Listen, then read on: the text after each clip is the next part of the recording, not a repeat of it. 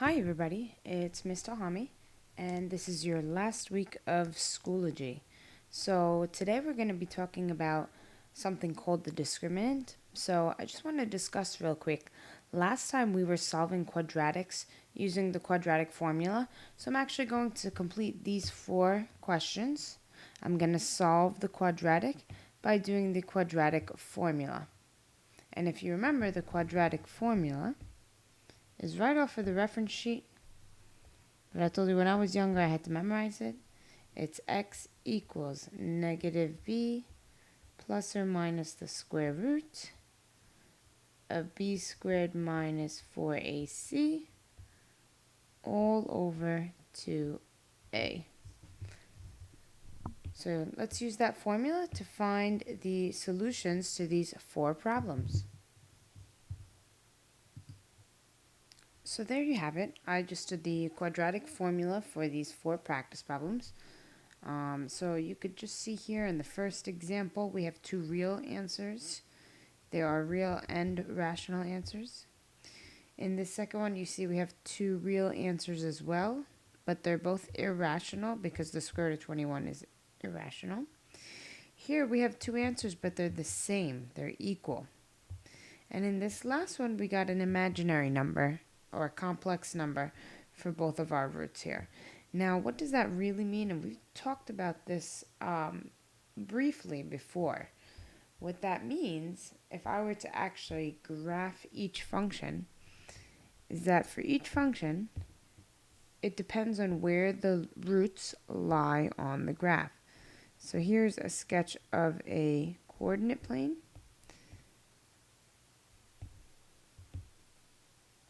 Now, if I were to put, negative 3 and positive 8, and this is a positive x squared, that means our graph looks something along the lines of this.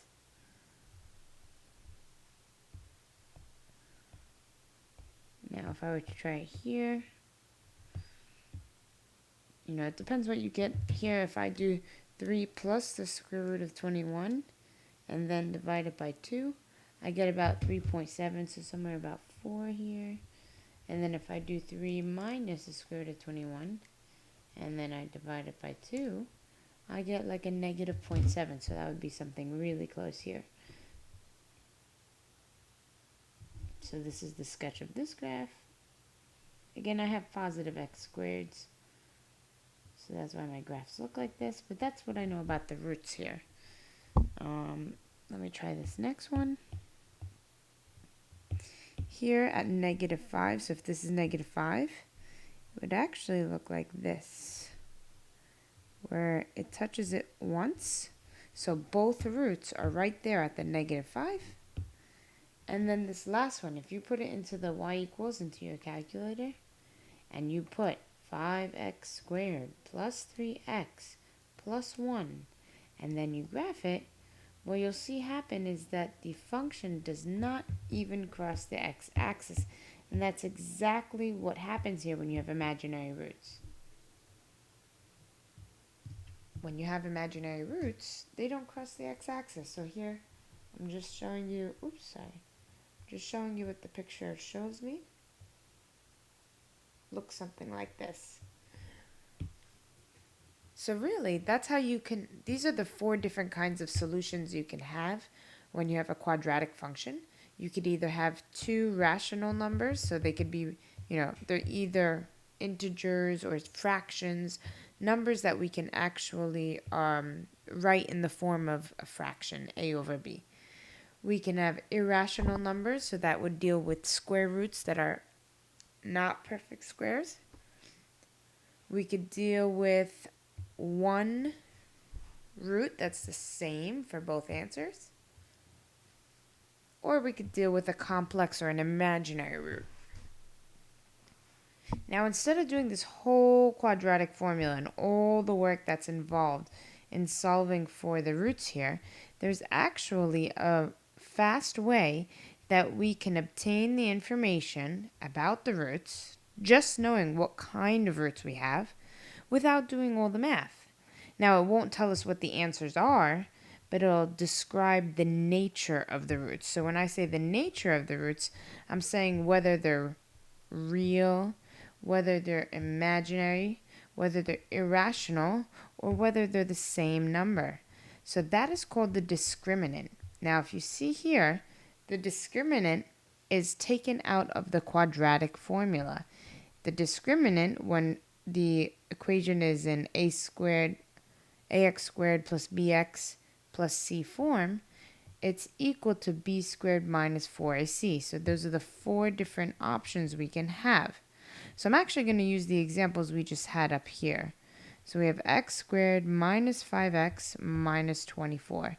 So I'm going to write that down here. We have x squared minus 5x minus 24 equals 0. If I wanted to describe the roots without doing all of that work, I would have to do b squared minus 4ac. So that would be negative 5 squared minus 4 times 1 times negative 24. And then what would I get as my answer? The answer that I would get, or that I did get, was, I believe, 121. So here's the thing. Since the answer was 121, that's the number that was going to be inside the radical here. It is a perfect square. 121 is 11 times 11. What that means is that inside the radical can be simplified to an 11. So that's why so here our discriminant was greater than 0 and a perfect square. So check and check.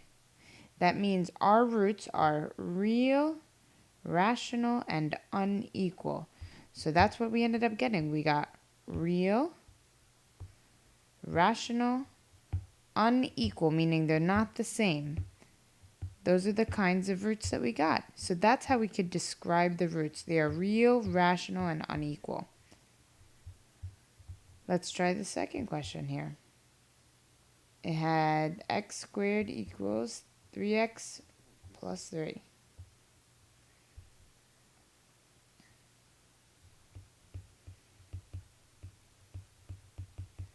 Okay, again, to use the discriminant, it has to be equal to 0.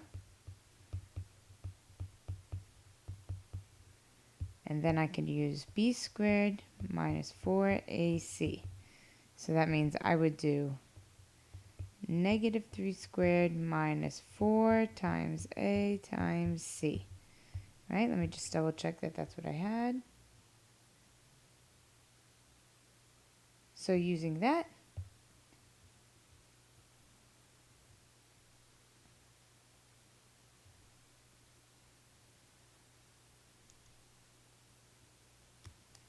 so here you get 21. So notice how 21 is still a positive number, but it's not a perfect square. So if I had it in the quadratic formula, since it's not a perfect square, then this would be an irrational number. So that's why my roots are now real, irrational, and unequal, meaning I would have 2 different roots that are both irrational. So since my discriminant is greater than 0 and it's not a perfect square.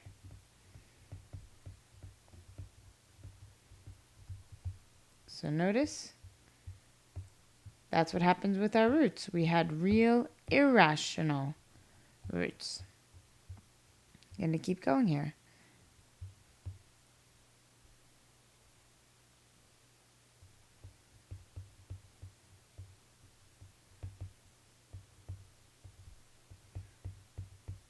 I believe that's what that said. Good.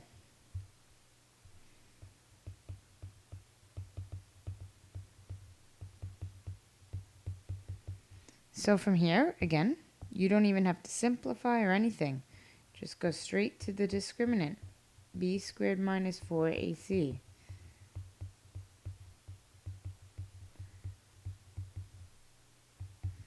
So I would check. 5 squared minus 4 times 5 times 125.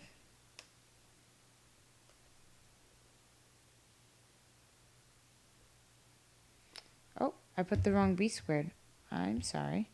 I put a here. See, this is why I need my students. Sometimes they keep me in check. So b squared minus 4 times a times c. Here we go. So 50 squared minus 4 times 5 times 125. And I get 0. Now this is important. If my discriminant is equal to 0, if this is 0, then I have nothing to add or subtract to this number out here. So what ends up happening is that I would have the same number divided by the same number. I'm not adding or subtracting or changing anything to it. So that's why both of my roots are the same, or we call them equal. So they will be real, rational, and equal, the same root. So that's kind of what happened here. They're both real, they're both rational, but they're the same root because my discriminant was 0. And in this last example, our last example was 5, 3, 1.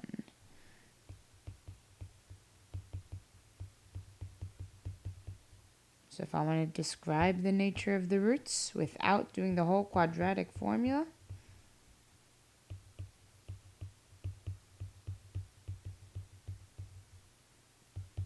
so I would do 3 squared minus 4 times 5 times 1. And I would get negative 11. So notice how now my discriminant is less than 0. So since my discriminant, oops, just checking off the list. So since my discriminant is less than 0, since the number inside the radical is a negative, automatically, you know that my two roots are not real. They have to be imaginary or complex number because they have an I in it. So those are the 4 types of roots that you have.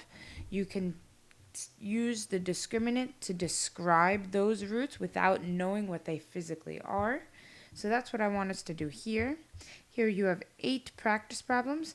It says here, first, find the discriminant, and then determine the nature of the roots. So I want you to tell me, are the roots, first tell me what's the discriminant, and then tell me, based off of that answer, are they real, rational, unequal, real, irrational, unequal, real, rational, equal, or not real?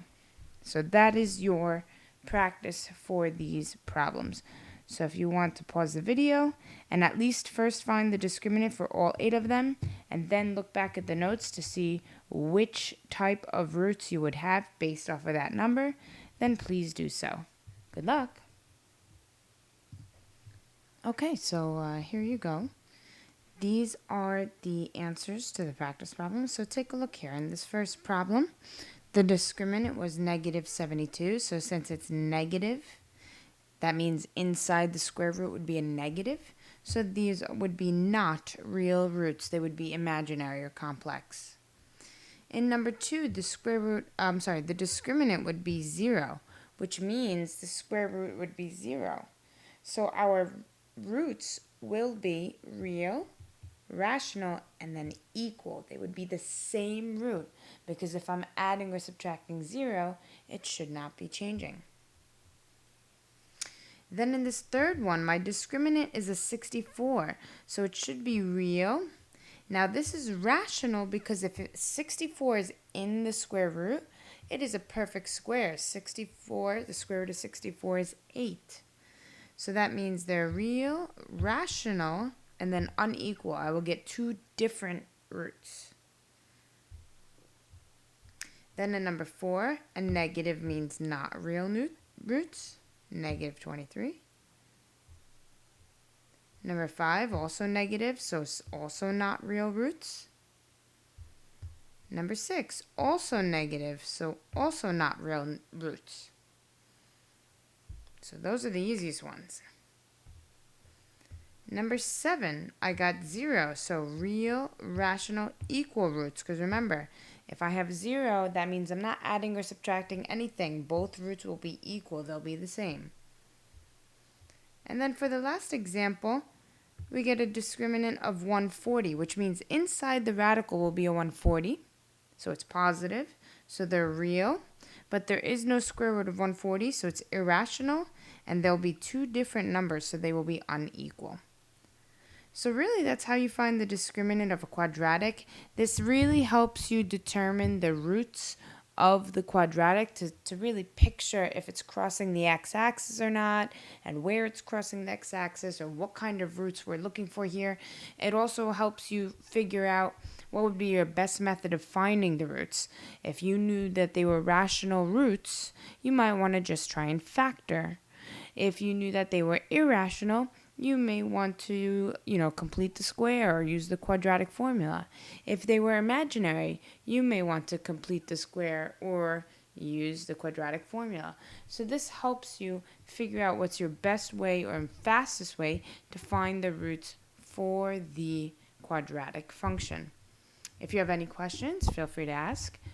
Please make sure you complete all your assignments, as this is the last week of Schoology. Have a great week, everybody. Bye.